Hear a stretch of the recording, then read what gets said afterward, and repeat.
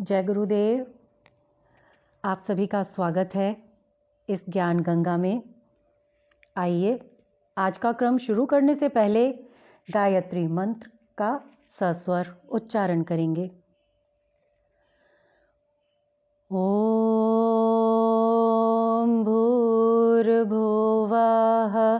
स्वाहा तत्सवितुर्वरेण्यं भर्गो देवस्य धीमहि धियो यो नः प्रचोदयात्। ओम गुरुर्ब्रह्मा गुरुर्विष्णु गुरुरेव महेश्वर गुरु साक्षात् परब्रह्म तस्मै श्री गुरुवे नमः। अखण्डमण्डलाकारं व्याप्तं येन चराचरं तत्पदं दर्शितं येन तस्मै श्री गुरुवे नमः। मातृवत् लालयित्री च पितृवत् मार्गदर्शिका नमोस्तु गुरुसत्ताये श्रद्धा प्रज्ञायुता चया श्रद्धा प्रज्ञायुता चया। ओम श्री गुरुवे नमः। आवाहयामि स्थापयामि ध्यायामि गन्धाक्षतं पुष्पाणि धूपं दीपं नैवेद्यं समर्पयामि ततो नमस्कारं करोमि। हम सभी भक्ति गाथा नाम की पुस्तक का स्वाध्याय कर रहे हैं। भक्ति गाथा भक्तों की अनुभव कथा है। हिमालय के दिव्य प्रांगण में समस्त ऋषिगण, दिव्य श्रेष्ठ आत्माएं आदि सभी चिंतित हैं। चिंतित क्यों हैं? वो इसलिए चिंतित हैं कि प्रकृति के असंतुलन की वजह से जो आपदाएं उपज रही हैं और मनुष्य की दूषित प्रवृत्तियों की वजह से वो चिंतित हैं। महर्षि वेदव्यास, ऋषि वशिष्ठ, ब्रह्म ऋषि विश्वामित्र, सप्त ऋषिगण आदि सभी देवर्षि नारद का आवाहन करते हैं। इस पुस्तक में ब्रह्म ऋषि नारद जी ने अपने 84 सूत्रों के द्वारा समाधान बताया है। प्रत्येक सूत्र का अर्थ, उसका अंतर्बोध किसी न किसी भक्त की अनुभव कथा के साथ जुड़ा है, उसके माध्यम से स्पष्ट किया गया है। अभी तक हम 1 से लेकर 26 तक के सूत्रों का स्वाध्याय कर चुके हैं। आइए परम पूज्य गुरुदेव परम वंदनीय माता जी के आशीर्वाद से उनके सूक्ष्म संरक्षण में अगले सूत्र की ओर बढ़ते हैं। अगला सूत्र है 27वां। अभिमानी से दूर है ईश्वर। देवर्षि के मुख से उच्चारित सूत्र को सुनकर ऋषिगण पुलकित हुए और देवगण हर्षित। सभी ने इस सच को जान लिया था कि यदि भावों में भक्ति समा जाए तो आध्यात्म के सभी तत्व स्वतः प्रकाशित हो जाते हैं। अंतःकरण अनोखी उजास से भर जाता है। भगवान और भक्त के मिलन का प्रधान अवरोध अहम तो भक्ति की आहट पाते ही गिर जाता है, और यदि भक्ति न रहे तो साधन कोई भी और कितने भी क्यों न किए जाएं, परंतु विषय भोगों की लालसा लपटे उठाने वाली हवाएं विवेक के दीप को कभी भी बुझा ही देती हैं। यदि चित्त चेतना में ऐसा हो गया तो फिर बच्चा रह जाता है बस अहम का उन्मादी खेल। साधना का सच और साधकों का सच युगों से यही रहा है। युग युग में आध्यात्म पथ के पथिक यही अनुभव करते रहे हैं। भगवान के लीला पार्षद नारद के अंतः सरोवर में उठ रही चिंतन की इन उर्मियों ने उन्हें गहरे अतीत में धकेल दिया। वो बस भावमग्न सोचते रहे।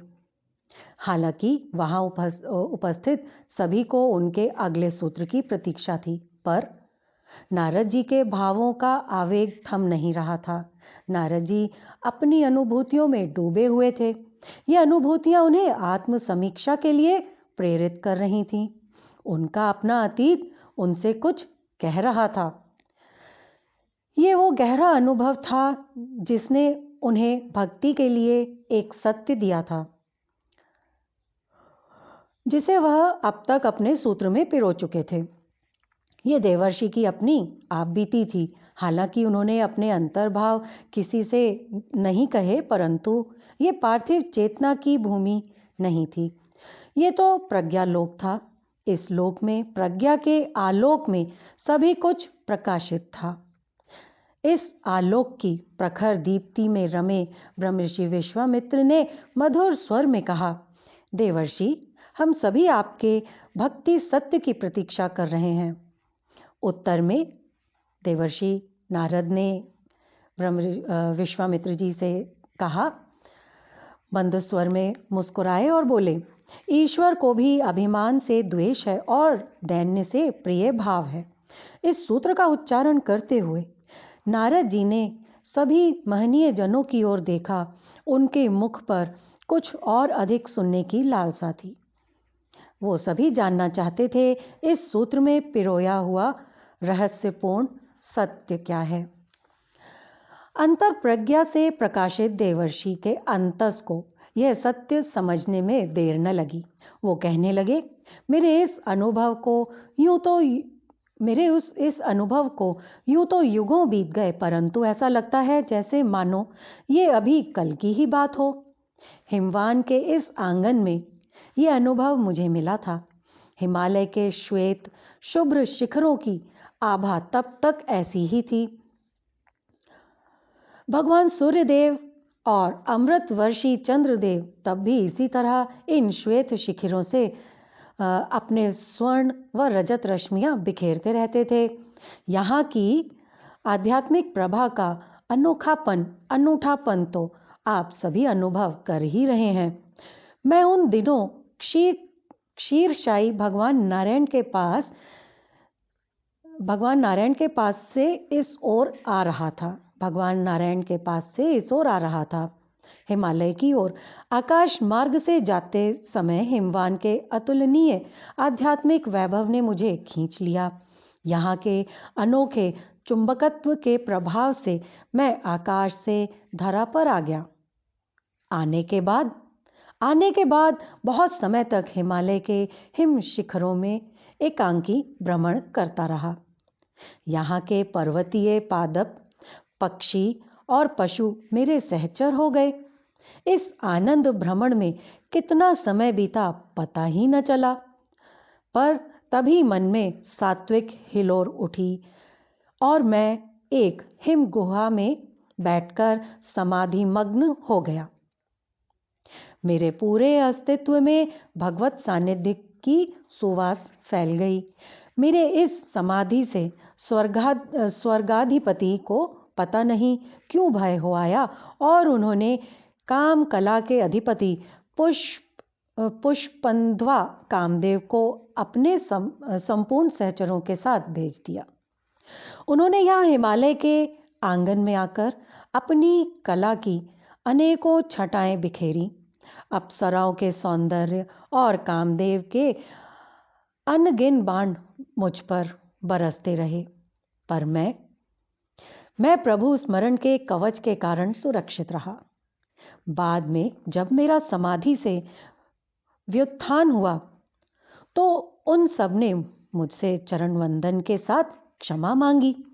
मैंने भी सहज भाव से उनको क्षमा कर दिया। देवर्षि नारद बता रहे हैं, यहाँ तक का घटनाक्रम एक सात्विक स्वप्न की तरह गुजर गया, परंतु बाद में पता नहीं कहाँ से राजसिक अहम मेरी चित्त भूमि में अंकुरित हो गया और जो घटनाक्रम भगवत कृपा से घटित हुआ था, मैंने स्वयं को उसका कर्ता मान लिया।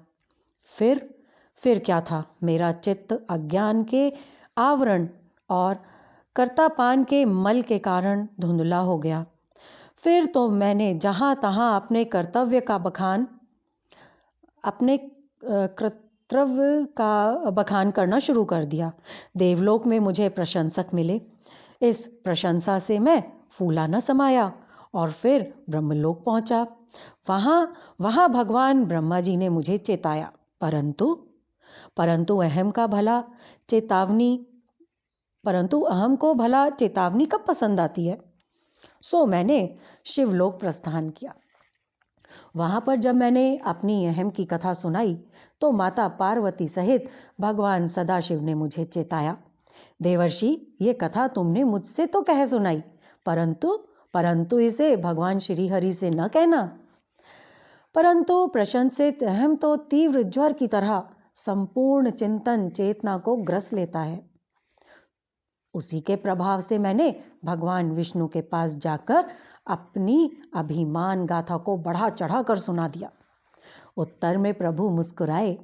उनके इस मुस्कान का रहस्य मुझे तो नहीं समझ में आया, परंतु भगवती योग माया प्रभु का इंगित समझ गई, प्रभु का इशारा समझ गई। वो जान गई कि प्रभु मेरे अभिमान का हरण करना चाहते हैं, मेरे अभिमान को तोड़ना चाहते हैं। सो उन्होंने एक लीलामय राज्य की रचना कर दी, जिसके राजा शील निधि और राजकन्या विश्व मोहिनी थी। राह में गुजरते हुए मैं उनके नगर गया और उस राजकन्या से मिला। उसकी हस्तरेखाएं पढ़ी तो बस मैं काम राग से विहल हो गया। अपनी इस विहलता में मैंने भगवान से प्रार्थना भी कर डाली कि प्रभु मेरा उस कन्या से विवाह करा दें। उस कन्या के विवाह स्वयंवर में भगवान शिव के गण भी थे। उन्होंने बहुत चेताने की कोशिश की, परंतु अहंता से अंधा, काम से विहल और राग में रंगा मन भला कब किसकी सुनता है। उन्होंने मेरा उपहास भी किया, फिर भी मैं नहीं चेता। मेरी आंखें तो तब खुली जब उस राजकन्या ने भगवान विष्णु जी को वरमाला पहना दी। अब तो मेरा राग रोष में बदल गया। फिर तो मैंने उन प्रभु को शाप भी दे डाला। शाप वरदान जिन्हें कभी छू भी नहीं सकता, उन भगवत वत्सल भगवान ने मेरा शाप शिरोधार्य भी कर लिया। प्रभु के अधरों पर अभी भी मुस्कान थी। इस मुस्कान ने मेरी चेतना पर छाए अंधेरे को मिटा दिया। होश आने पर मैंने प्रभु लीला का सत्य अनुभव किया। अपने अहम विनाश का वह आयोजन मुझे तब समझ में आया। परंतु अब करता भी क्या? भगवान से ही मैंने प्रायश्चित विधान की याचना की। उन्होंने कृपा करके भगवान शिव के शत नाम जप का उपदेश दिया। प्रभु आदेश को शिरोधार्य करके मैंने वैसा ही किया। सदाशिव की कृपा से ज्ञान, वैराग्य और भक्ति की महासंपदा मुझे फिर से मिल गई। ये अनुभव मुझे आज भी भुलाए नहीं भूलता। मेरे हृदय में हमेशा ये अनुभव सत्य सदा ही दीप्त रहता है कि भगवान के भक्त को अहम शोभा नहीं देता, उसका कल्याण सदा ही अपने प्रभु के निमित्त बनने में है। ज्ञान ही है भक्ति का साधन। देवर्षि नारद की अनुभव कथा सुनकर हिमवान के आंगन में भावों की बूंदें बरस पड़ी। वहां उपस्थित सभी ब्रह्म ऋषियों, महर्षियों, मुनिजन के साथ सिद्धों, गंधर्वों, विद्याधरों व देवों के अंतःकरण भी भक्ति से सिक्त हो गए। सब ओर एक व्यापक मौन पसर गया। इस मौन में स्पंद एवं निस्पंद का अपूर्व संगम हो रहा था। प्रायः सभी के अंतः में भावों के स्पंदन से बोध की निस्पंदता अंकुरित हो रही थी। हालांकि इस सब ओर पसरे मौन के बीच वातावरण में चहुं ओर एक प्रश्न की अटखेलियां विचरण कर रही थीं। प्रश्न प्रश्न यही था कि भक्ति व ज्ञान के बीच क्या संबंध है। भक्ति से ज्ञान प्रकट होता है या फिर ज्ञान से भक्ति। देर तक किसी ने इस ओर ध्यान नहीं दिया। सभी अपने भावों में भीग रहे थे। तभी वहां एक अपूर्व सुगंधित प्रकाश का वलय छा गया। इस अनुभव में अलौकिकता थी जिसे सभी ने महसूस किया। इस अद्भुत एहसास की सघनता में सभी ने महर्षि अश्वलायन के दर्शन किए। अश्वलायन की प्रतिभा, तप, तितिक्षा से सभी परिचित थे। वहां पर उपस्थित विभूतियों में से कुछ ने उनके बारे में सुन रखा था, तो कुछ को उनके सुखद सहचर्य का अनुभव भी था। ब्रह्मपुत्र पुलस्त्य के वे बाल सखा थे। उनकी अंतरंगता की कई गाथाएं महर्षियों के बीच उत्सुकता पूर्वक कही सुनी जाती थीं। आज दीर्घ काल के बाद वो दोनों फिर से मिले थे। इन महर्षियों ने एक दूसरे को देखा तो न केवल इनके मुख पर बल्कि इन्हें देखकर उपस्थित सभी जनों के मुखों पर सात्विक भावनाओं की अनगिन विद्युत रेखाएं चमक उठी। ब्रह्मऋषि पुलस्त्य ने उमगते हुए भावों के साथ अश्वलायन को गले लगाया। मिलन में कुछ ऐसा उत्साह और आनंद था कि भावों के अतिरेक में दोनों मित्र देर तक गले मिलते रहे।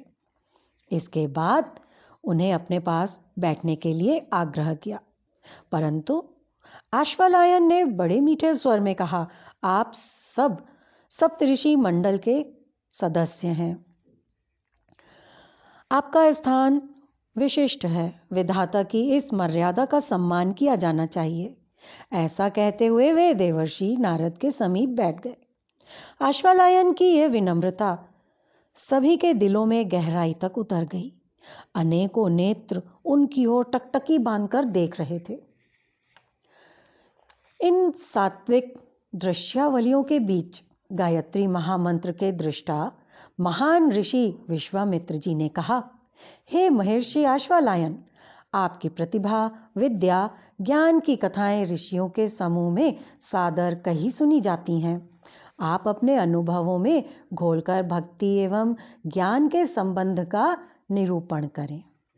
ब्रह्मऋषि विश्वामित्र के इस प्रस्ताव से अश्वलायन ऋषि को असमंजस्य में डाल दिया। संभवतः वह इसके लिए तैयार नहीं थे, इसलिए उन्होंने थोड़ी हिचकिचाहट के साथ कहा भी, मैं तो यहाँ आप सब महनीय जनों के संग के लिए आया हूँ। फिर इस भक्ति अमृत के मध्य मेरी वाणी कितनी उपयुक्त व सार्थक होगी। अश्वलायन के इन स्वरों के साथ देवों एवं ऋषियों के अनुरोध के स्वर भी तीव्र हो उठे। इस आग्रह को वो ठुकरा न सके और कहने लगे, मैं आप सभी के आदेशों को शिरोधार्य करके अपना अनुभव सत्य कहने का प्रयत्न कर रहा हूँ, परंतु इसका निष्कर्ष तय करने की जिम्मेदारी आप सबकी है। मेरी ये अनुभूतियां तब की हैं जबकि मैं युवावस्था को पार कर प्रौढ़ावस्था में प्रवेश कर रहा था। महर्षि अश्वलायन अपनी कथा सुना रहे हैं। बता रहे हैं कि मैं युवावस्था को पार करके प्रौढ़ावस्था में प्रवेश कर रहा था। अपने अध्ययन के प्रारंभिक चरण से ही मुझे सराहना मिली थी। आचार्यगण मुझे प्रतिभा एवं विद्या का पर्याय मानते थे। अनेकों किंवदंतियां मेरे बारे में प्रचारित हो रही थीं। युवावस्था आते तक मैंने सभी विद्याओं एवं कलाओं में निपुणता प्राप्त कर ली थी, परंतु न जाने क्यों मेरा मन बेचैन रहता था। जब तब एक बेचैनी मुझे घेर लेती थी। इसे हटाने के लिए मेरे सभी तर्क निष्फल थे। सारा शास्त्र ज्ञान अधूरा था। आखिरकार मैं हिमालय आ गया। सोचा यही था कि हिमवान की शीतलता अवश्य मेरी आंतरिक उष्णता का शमन करेगी। यहाँ आकर मैं यूं ही सुमेरु की श्रृंखलाओं के बीच भ्रमण करने लगा। यहाँ भ्रमण करते हुए मुझे परम दीर्घ जीवी देवों के भी पूज्य महर्षि लोमेश मिले। उन्होंने मेरे सिर पर आशीष का हाथ रखा। उनका ये स्पर्श अति अलौकिक था। इस स्पर्श ने मेरी सारी क्षुधा, तृषा, थकान व बेचैनी हर ली।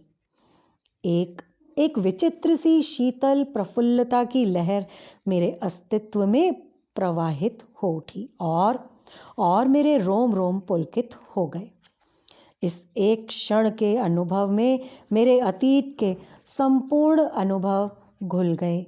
मेरी प्रतिभा व विद्या का दंभ जाता रहा।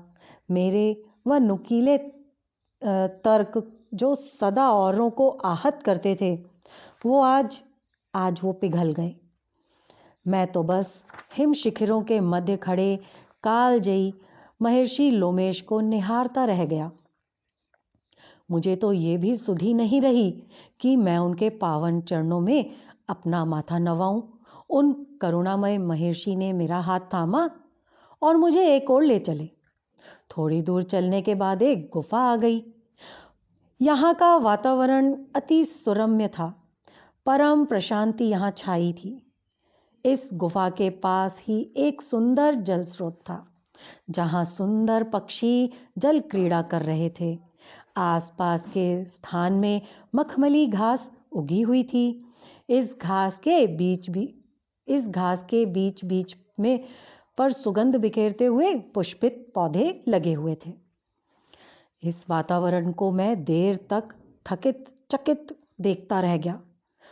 उन क्षणों में मैं भावों से भरा था और मेरे मुख से एक भी शब्द उच्चारित नहीं हो रहा था। पर महर्षि लोमेश बड़े मधुर स्वर से मुझे कह रहे थे, वत्स अश्वालायन, ज्ञान के दो रूप हैं। पहला है विवेक और दूसरा है बोध।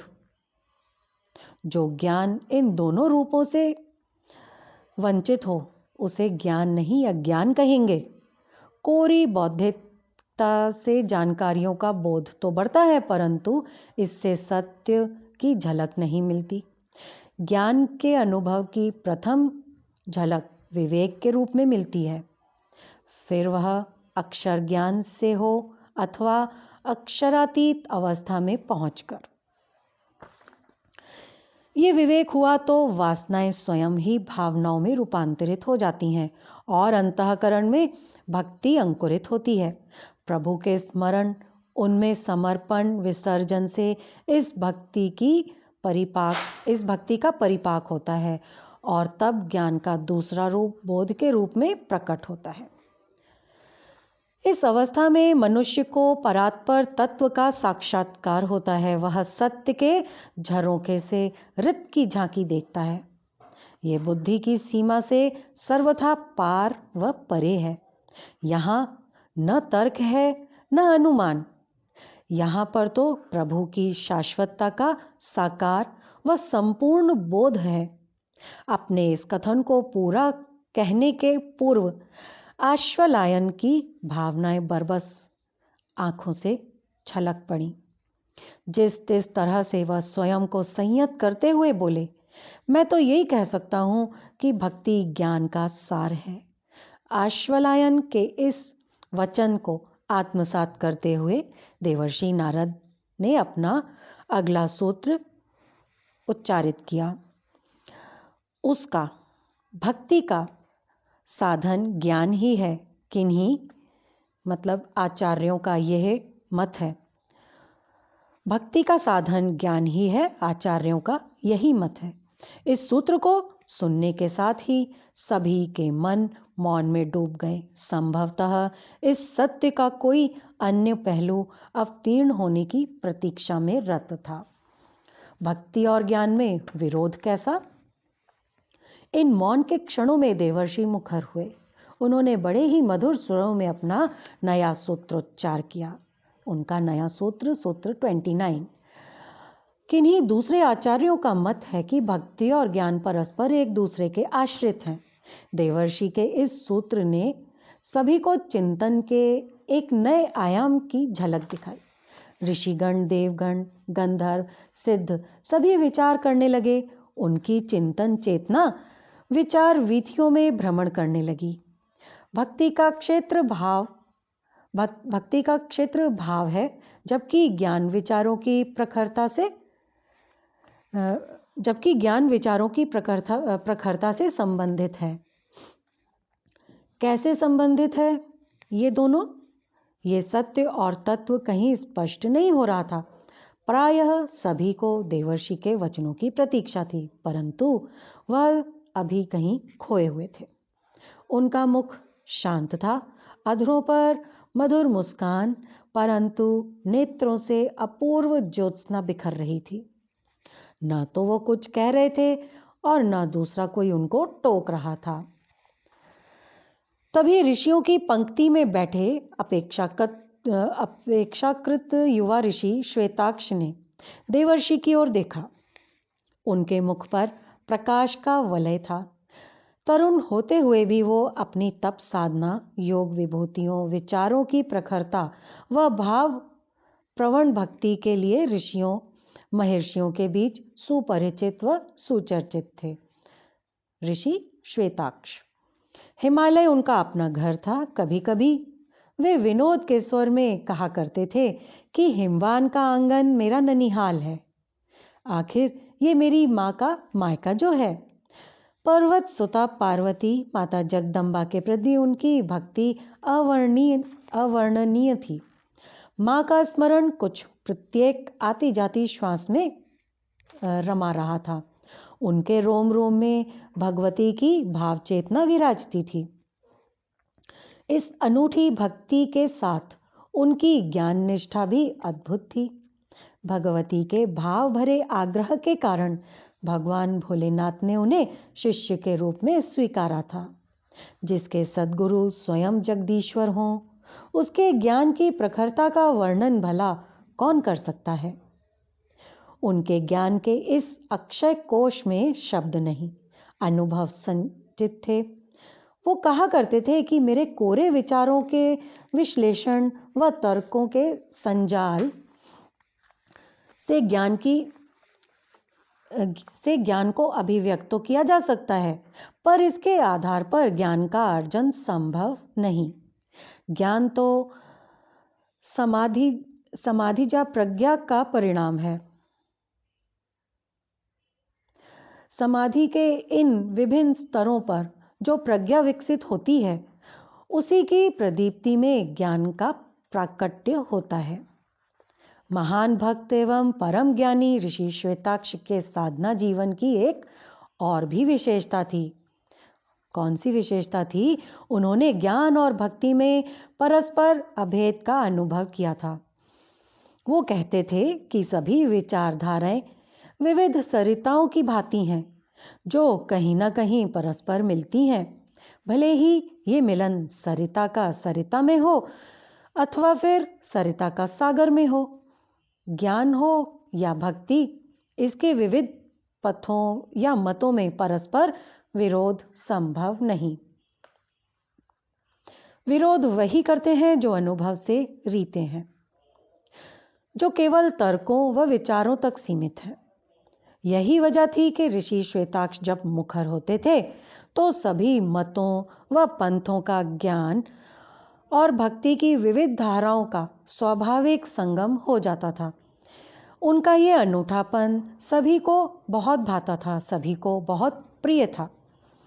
देवर्षि के वो परम प्रिय थे। उन्होंने सर्वप्रथम मार्गदर्शन उन्हीं से मिला था। श्वेताक्ष को सर्वप्रथम मार्गदर्शन देवर्षि से ही मिला था। उन दिनों वो विंध्याचल में तप कर रहे थे। विंध्याचल के वन प्रांत में एकांकी निराहार रहकर भगवती की आराधना कर रहे थे। इस बालक के प्रेम ने माँ को द्रवित कर दिया। उन्होंने ही देवर्षि से कहा, विंध्य के भीषण महाअरण्य में निराहार रहकर तप कर रहे इस 5 साल के बालक को तुम्हारी आवश्यकता है। जगदम्बा के आदेश को शिरोधार्य करके वो उनसे मिले थे। इस प्रथम भेंट में देवर्षि को बीते युगों की याद ताज़ा हो आई, जब वह कभी ध्रुव प्रहलाद से मिले थे। श्वेताक्ष भी उन्हें उन्हीं का प्रतिरूप और समरूप लगे। देवर्षि के मार्गदर्शन ने उन्हें भावमय अंतर्विवेक दिया। फिर क्या था, श्वेताक्ष की प्रगाढ़ पुकार से जगन माता ने उन्हें अपने आंचल की छांव में ले लिया।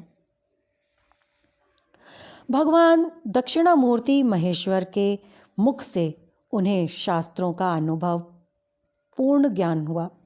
आज वही श्वेताक्ष भक्ति की इस महासभा में थे और देवर्षि को निहारे जा रहे थे। संभवतः कुछ कहने को उत्सुक थे। उनकी विचार उर्मियों ने देवर्षि के अंतस को स्पर्श किया। उनकी चेतना किंचित बहिर्मुख हुई। अंतरिक्ष को निहारती उनकी आंखों ने श्वेताक्ष की ओर देखा और वो थोड़े मुस्कुराए, फिर बोले, कुछ कहना चाहते हो पुत्र? उत्तर में श्वेताक्ष कुछ बोल न सके, बस विनम्र भाव से सप्तऋषि मंडल के परम ऋषियों की ओर देखते रहे। इन महिमामय महर्षियों ने उनकी भाव मुद्रा परख ली। वो समझ गए थे कि श्वेताक्ष को अपनी बात कहने में संकोच हो रहा है। संभवतः यही उनकी विनम्रता का कारण भी था। ऐसे में ब्रह्मऋषि विश्वामित्र सहित सभी सप्तऋषियों ने कहा, पुत्र, देवर्षि नारद की ही भांति हम सभी को तुम प्रिय हो, अतः जो कुछ कहना चाहते हो निसंकोच कहो। देवर्षि सहित सभी सप्तऋषियों महर्षियों ने आश्वस्ति पाकर श्वेताक्ष विनम्र स्वर में बोले, आप सभी के समक्ष मैं बालक हूँ, मेरा अनुभव भी थोड़ा ही है। फिर भी जो भी अनुभव है वो यही कहता है कि भक्ति और ज्ञान विलग नहीं रह सकते, अलग नहीं रह सकते। वह अंतःकरण में साथ ही साथ प्रकट होते हैं और इनका विकास भी साथ साथ होता है। श्वेताक्ष के इस कथन से श्वेताक्ष के इस कथन ने ब्रह्मऋषि विश्वामित्र के ध्यान को आकर्षित किया और वो बोले, पुत्र, तुम अपने कथन का विस्तार करो, विस्तार पूर्वक बताओ। उत्तर में श्वेताक्ष ने कहा, भगवान, हृदय में प्राथमिक आध्यात्मिक जिज्ञासा के साथ भाव एवं विवेक का उदय प्रायः एक साथ ही होता है। फिर साधक की साधना के अनुसार जब उसका चित्त शुद्ध होता है तब उसी के अनुरूप भक्ति एवं ज्ञान भी परिपक्व हो जाते हैं। जब तक चित्त अशुद्ध है तब तक न तो यथार्थ ज्ञान का उदय होता है और न यथार्थ भक्ति का। ज्ञान के नाम पर केवल शब्द, विचार एवं तर्कों का केवल आडंबर होता है और भाव के नाम पर केवल आवेग उभरते हैं। अनुभवहीन जन इन्हें ही ज्ञान एवं भक्ति मानकर संतोष कर लेते हैं। यही नहीं, वे अपनी अज्ञानता के कारण भक्ति व ज्ञान में भेद भी कर लेते हैं, जबकि यथार्थ स्थिति में भेद तो विचार, तर्क एवं आवेगपूर्ण भावों में होता है। ऐसी स्थिति में इनमें परस्पर का संबंध होता भी नहीं। परंतु जब साधक अपनी साधना की डगर में चलते हुए चित्त शुद्धि की दिशा में बढ़ता है तो उसमें स्वाभाविक ही शुद्ध भाव अंकुरित होते हैं और साथ ही उदय होती है समाधिजा प्रज्ञा। ये दोनों ही साधक को चित्त शुद्धि के प्रसाद के रूप में मिलती हैं। जैसे जैसे चित्त शुद्धि परिपक्व व प्रगाढ़ होती है वैसे वैसे इनका विकास भी होता है शिव ज्ञान बनकर। जिस तरह शिव एवं शक्ति, भव व भवानी अभेद हैं, ठीक उसी तरह से भक्ति व ज्ञान में भी भेद नहीं है, क्योंकि दोनों ही एक साथ शुद्ध चित्त से प्रकट होते हैं। ऋषि श्वेताक्ष की बातें सभी को प्रिय लगी। सभी को उनके व्यक्तित्व की विशिष्टता का अनुभव हुआ। देवर्षि ने पुलकित होकर के उन्हें गले लगाया और सिर पर हाथ फेरा। श्वेताक्ष भी देवर्षि का ये स्नेह पाकर धन्य हो गए। ब्रह्मऋषि विश्वामित्र ने कहा, पुत्र, तुम्हारे बारे में सुना तो बहुत था, परंतु आज देख भी लिया। सचमुच ही तुम सब अवस्थाओं में भेद में अभेद को अनुभव करते हो। जागृत, स्वप्न, सुषुप्ति एवं तुर्य में अभेद का एक जैसा अनुभव होने से ही ये बातें कही जा सकती हैं। ब्रह्मऋषि विश्वामित्र के इस कथन के उत्तर में श्वेताक्ष केवल इतना ही कह सके, आपके आशीष से मैं अनुग्रहित हुआ। इसके बाद उन्होंने चुप्पी साध ली। संभवतः उन्हें एक नए सूत्र के सत्य की प्रतीक्षा थी। शिष्य द्वारा भगवान को पाने का रहस्य पूछने पर गुरु ने उसे ताला चाबी देते हुए कहा, ये ताला भगवान के आशीर्वाद का प्रतीक है और चाबी भक्ति का। भगवान की कृपा का ताला भक्ति की चाबी से ही खुल सकता है। जो अपनी पात्रता बढ़ाते और भक्ति विकसित करते हैं, वे भगवान की कृपा के अधिकारी बनते हैं। भगवान को भावनाएं अर्पित करने वाला कहलाता है भक्त। प्रतीक्षा के क्षणों में क्रमिक वृद्धि होती गई।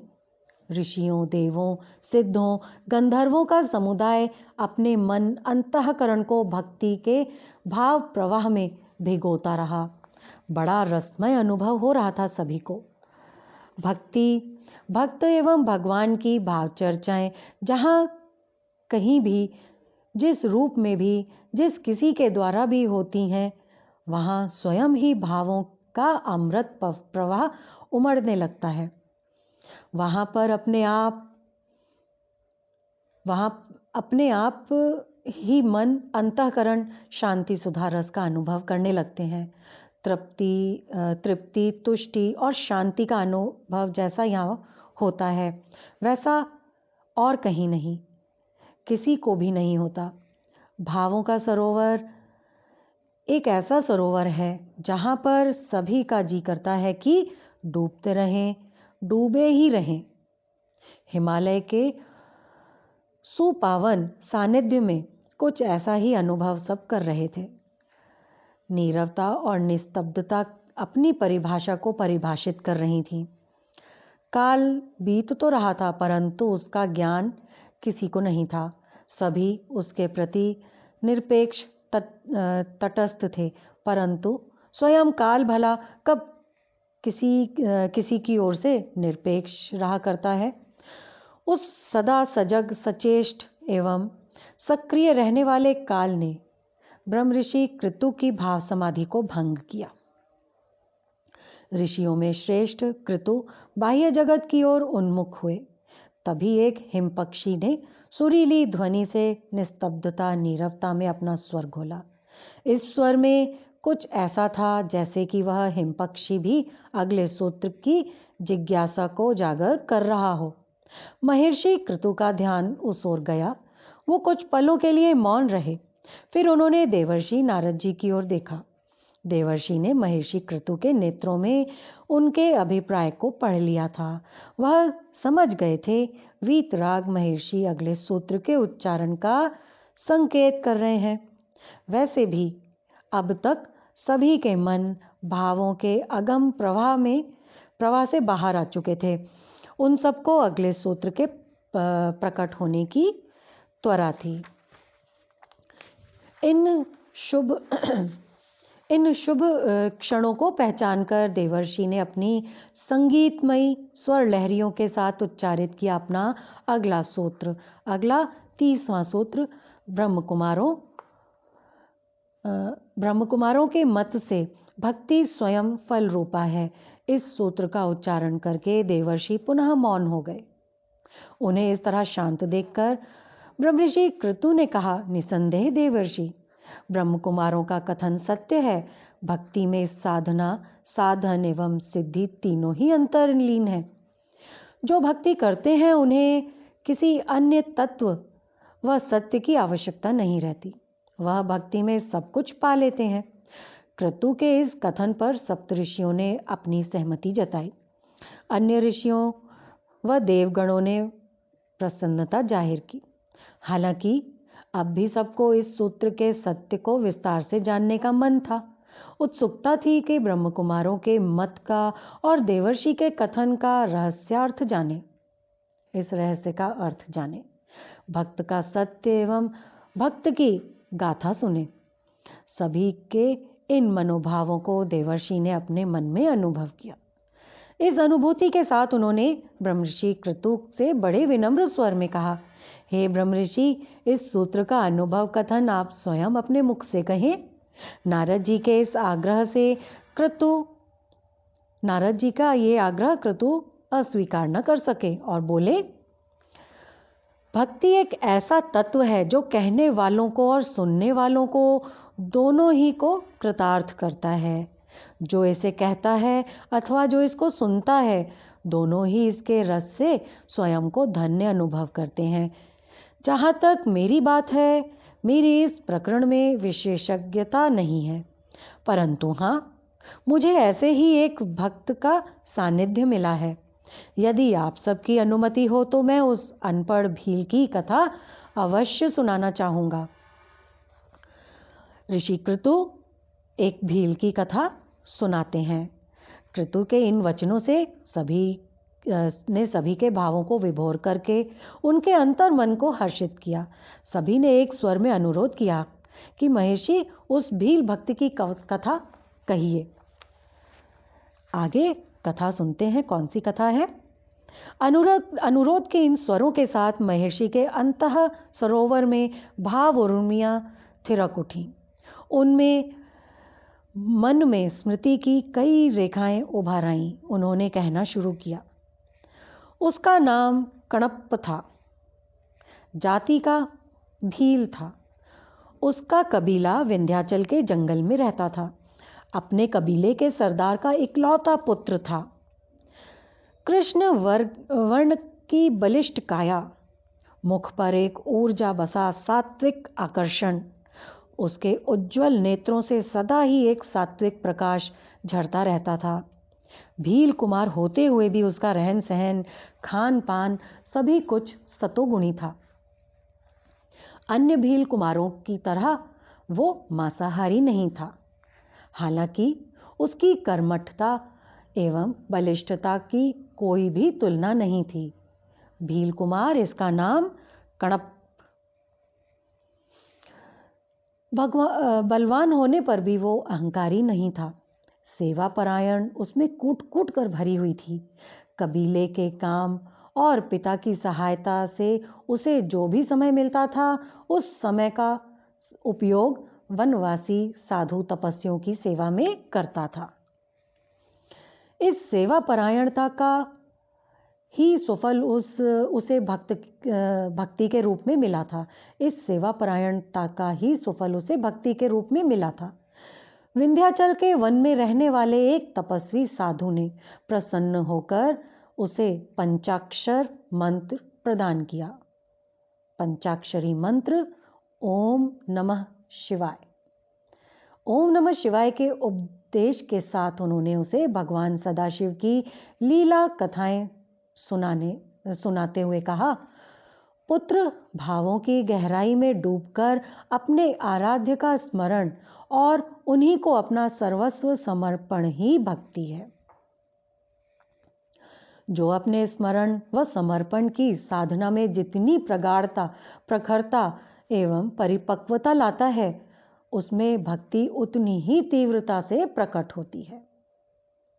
उस भील कुमार को एक तपस्वी ने पंचाक्षरी मंत्र दिया और यही बताया, इस भक्ति के साधन से कुछ भी असंभव नहीं है। हाँ, इतना अवश्य ध्यान रखना कि अनन्यता भक्त का अनिवार्य गुण है। अनन्यता भक्त का अनिवार्य गुण है। जो अपने इष्ट में अनन्य भाव से डूबा रहता है, वह जीवन के तत्व और सत्य को पा जाता है। उसके लिए लोक में कुछ भी असंभव नहीं। हालांकि भक्ति अपना फल स्वयं ही है। इन वनवासी साधु वेद व्रत की बात कणप को भा गई। वनवासी साधु जो थे उनका नाम वेद व्रत था और भील कुमार का नाम कणप। उसको ये बात समझ में आ गई। उसने भगवान शिव के नाम, रूप, गुण और उनकी लीलाओं में अपने मन अंतःकरण को भिगोना प्रारंभ कर दिया। वो प्रातः से उठकर साय तक जो कुछ भी करता केवल अपने प्रभु के लिए ही करता। कर्तव्य संसार के लिए, भावनाएं भगवान के लिए। ये उसके जीवन का महामंत्र बन गया था। महामंत्र क्या बन गया था? कर्तव्य संसार के लिए, भावनाएं भगवान के लिए। प्रातः साय वन में जाकर सरिता के किनारे वट वृक्ष की छाया में वो पार्थिव पूजन करता था। स्मरण और समर्पण की साधना उसके रोम रोम में बसने लगी। उसे साधु वेद व्रत का ये कथन हमेशा याद रहता जो उन्होंने उसे शिव नाम देते हुए कहा था। पुत्र भक्त वो है जो अपनी भावनाएं केवल भगवान को देता है। अपनी साधन संपत्ति तुम भले ही किसी को दे दो, परंतु भावनाओं में अन्य किसी की हिस्सेदारी नहीं होनी चाहिए। जिसकी भावनाओं में किसी की भी हिस्सेदारी है वो कभी भी भक्त नहीं हो सकता। उससे भक्ति की साधना संभव नहीं। सरल हृदय भील कुमार कणप को ये बात दिल में लग गई। उसकी बुद्धि भले ही प्रखर न थी, परंतु उसके भाव पवित्र थे। सो शीघ्र ही वो भावों के समर्पण की कला सीख गया। इस भाव अर्पण की निपुणता ने उसके लिए अपने आप ही भाव समाधि के द्वार खोल दिए। भाव समाधि में वो अपने आराध्य के साथ एकाकार होने लगा। भगवान सदाशिव उसके मन मंदिर में प्रकट होने लगे। उसकी भक्ति प्रबल होती गई और भगवान अपने इस अनूठे भक्त के लिए विकल हो गए। एक दिन जब वो निशा काल में अपने भगवान के ध्यान में डूबा हुआ था तो भोलेनाथ अपने प्रिय भक्त के सम्मुख प्रकट हो गए। शूलपाणी प्रभु का रूप अनोखा था, परंतु भक्त कणप तो अपनी भक्ति में खोया हुआ था। भगवान ने स्वयं उसके शीश पर हाथ रखकर चेताया और कहा, पुत्र मांगो, तुम क्या मांगते हो, तुम क्या चाहते हो। अपने भगवान को सम्मुख पाकर कणप के आंखों से आंसू बह निकले। बड़ी मुश्किल से वो बोल सका, भक्ति का वरदान दो भगवान। जीवन और परिस्थितियों का स्वरूप जो भी हो, पर मैं भक्ति में डूबा रहूं। भोलेनाथ ने एवमस्तु कहकर उसको आशीष दिया, आशीर्वाद दिया। भक्त और भगवान दोनों ही अनुभव कर रहे थे कि भक्ति स्वयं ही फल रूपा है। कोई हमें सही रूप में जानना चाहे तो हमें भावनाओं का निर्झर कहना पर्याप्त होगा। प्यार हमने बिखेरा और बटोरा है। स्नेह के सौदागर के रूप में ही हमेशा समझा जाए तो ठीक है। परम पूज्य गुरुदेव। आज का क्रम हम यहीं पर समाप्त करते हैं। आइए परम पूज्य गुरुदेव, परम वंदनीय माता जी के चरणों में शीश नवाते हुए साष्टांग प्रणाम करते हैं। साष्टांग नमस्कार।